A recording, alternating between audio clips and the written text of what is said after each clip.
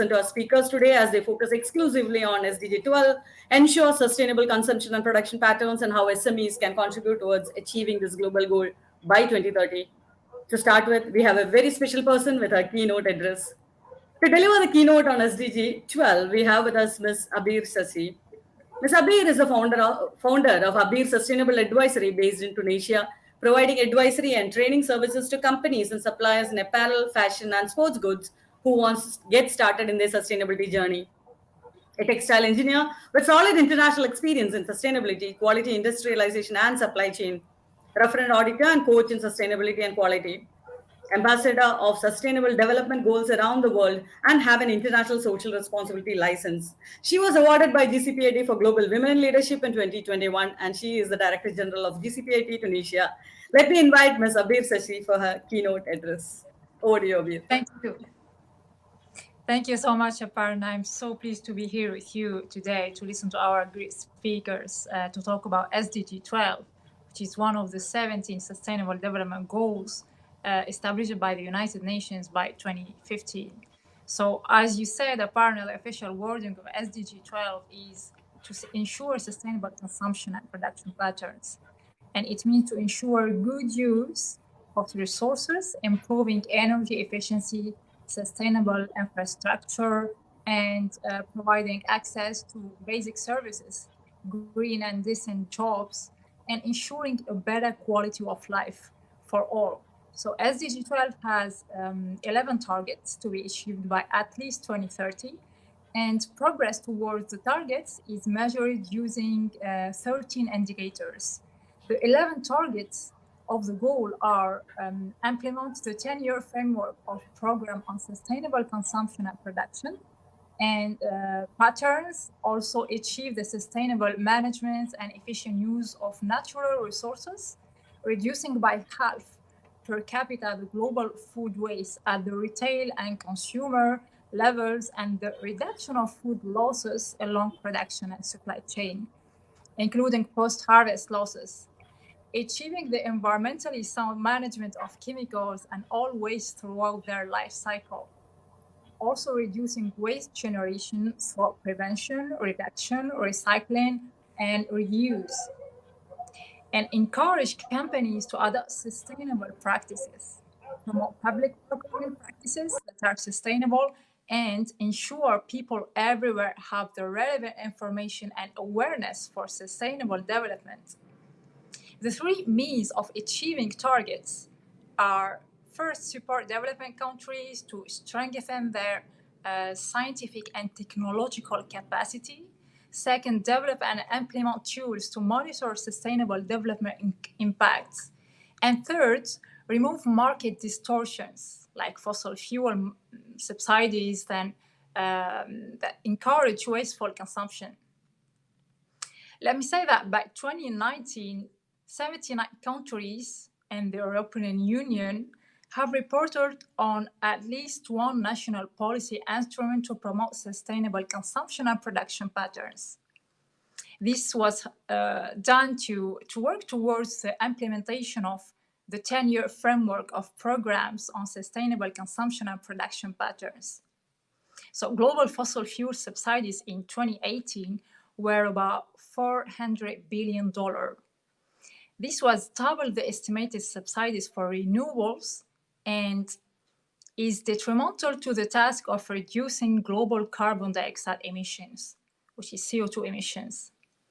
So the targets of the Goal 12 include using eco-friendly production methods and reducing the amount of waste. So by 2030, the national recycling rates should increase, as measured in tons of material recycled. Further, companies should adopt sustainable practices and publish sustainability reports. One of the greatest global challenges is to integrate environmental sustainability with economic growth and welfare by decoupling environmental degradation from economic growth and doing more with less. So resource decoupling and impact decoupling are needed to promote sustainable consumption and production patterns and to make the transition towards a greener and more socially inclusive global economy. Our planet is under massive strain. So the global population, 6 billion, pushing 10 billion by 2050. So we will need 3 Earths for everyone, which produces equivalent, as a partner said, of 1.3 billion tons, worth around about $1 trillion US, ends up rotting in the bins of consumers and retailers, or spoiling due to poor transportation and harvesting practices. So we have more than 1 billion people still don't have access to fresh water.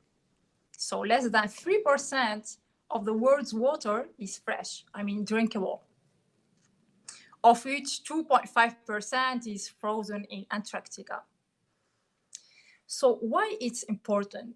Simply because sustainable consumption and production aims to doing more and better with less, increasing net welfare gains for economic activities by reducing resources use, degradation, and pollution, while increasing the quality of life.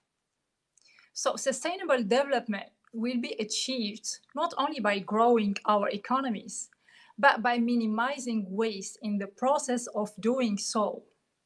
So growth that contaminates the environment sets development back.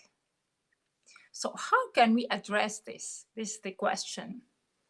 Sustainable consumption and production is about promoting resource and energy efficiency, sustainable infrastructure, and providing access to basic services, green and decent jobs, and a better quality of life for all.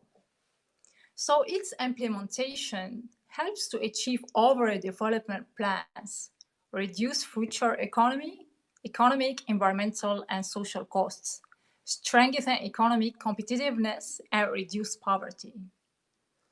It also requires a systemic approach and cooperation among actors operating in the supply chain, from producer to final consumer.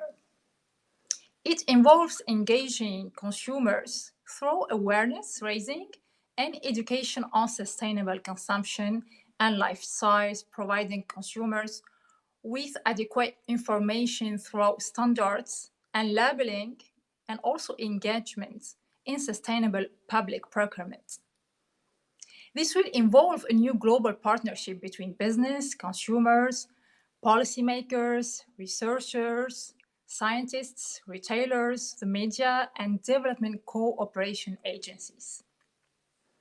So a circular economy is one of the current sustainable economic models in which products or materials are designed in such a way that they can be reused, remanufactured, recycled, or recovered, and thus maintained in the economy for as long as possible, along with the resources of which they are made, and the generation of waste, especially hazardous waste, is avoided or minimized, and greenhouse gas emissions are prevented or reduced.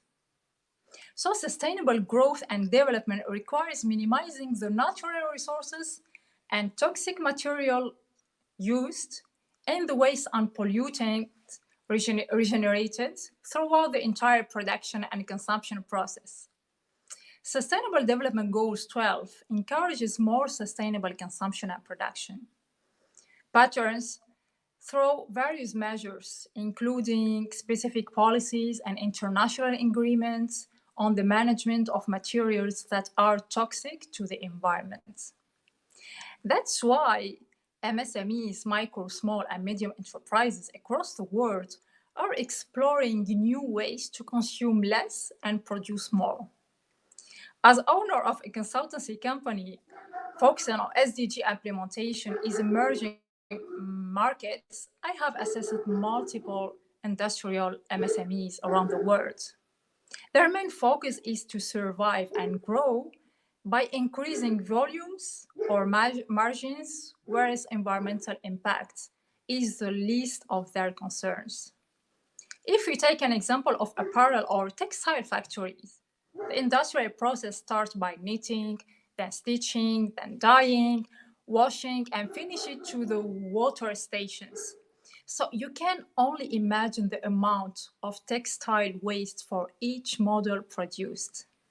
That's why textile industry is the second most polluter in the world industry.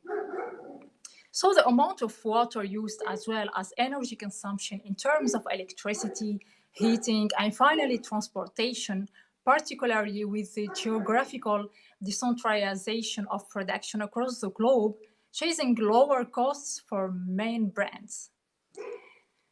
There is room today to reduce and optimize the use of energies, raw materials, packagings, plastic, and transportation while still maintaining profits. This requires an environmentally responsible planning and mindset.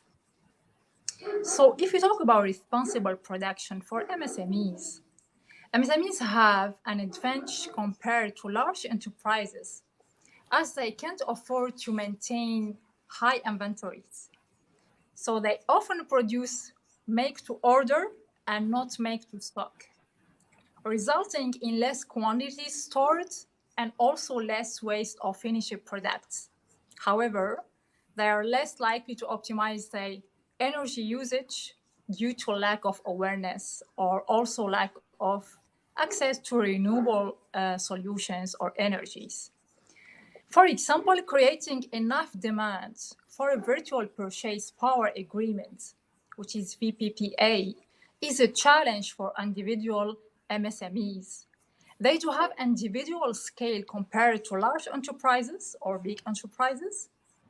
In the absence of local coordination and planning from regulators or industrial chambers, they might never be able to switch to renewable energies unless if they get together and create clusters. So luckily, we now see increasing trends of large clients engaging with their supply chain to help them with awareness and access to renewables as part of the efforts to drive a reduction of their Scope 3 emissions, but this might take time. Meanwhile, we constantly tell them that every small step counts. Every single action helps. Don't underestimate nor save any efforts toward a sustainable production and consumption. Thank you so much. Thank you, Abir. Thank you so much for starting the summit today on such an inspiring note. And thank you for all the support you've been giving to GCPIT. And now it's time to listen to our chief guest.